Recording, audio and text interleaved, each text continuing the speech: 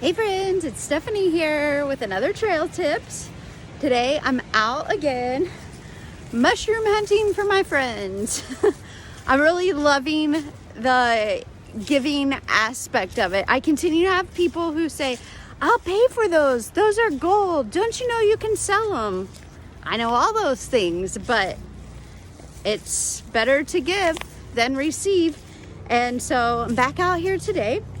And man, it's such a like activity that really teaches you patience, but it also teaches you perspective.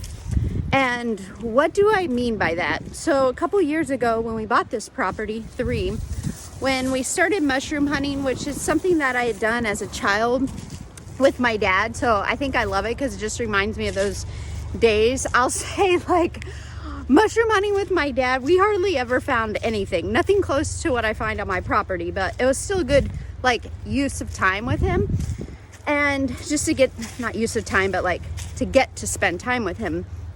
Anyways, when I started hunting here, I would get so frustrated because it was like you look, and never found anything. Or I wouldn't find anything and my husband would just be like, there's one there, there's one over there. And I'm still like, can't find anything. I don't see anything.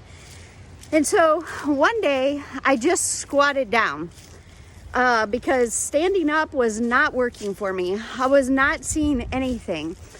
And it was amazing that when I changed my perspective, I squat down, I was even with the ground, I was able to see mushrooms. And so that's something that when I started, every time I go out, if I'm having trouble finding anything, that's what I do. I squat down and I change my perspective.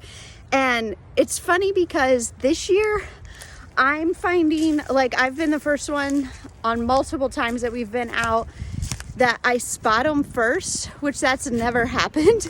And I'm also finding more. And the other day, my husband squatted down and I just joked with him because I was like, that's my trick. You're using my trick. And I don't know, we had a good joke about it. But that's the same with our goals or when we're struggling or even dealing with people. Like, there's someone bothering you at work or even a family member. Changing your perspective. Maybe it's looking from their perspective.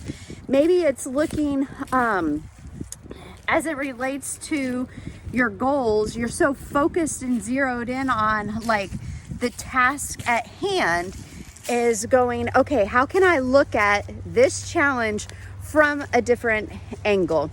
And a lot of times just changing angles will help you out. It's interesting. I found over the years, I've been a coach, life coach, accountability coach, book coach, fill in the blank, whatever you want to call me. But I often hear, even when I was doing professional organizing, like in people's homes, is people would say, that is so easy. Like, why didn't I think of that? Or like, that's such a simple question. Oh, I thought I saw some mushrooms. They were not edible. They would say, like, oh, that's such a simple question. Why didn't I ask myself that? And I'm like, because you're in the thick of things.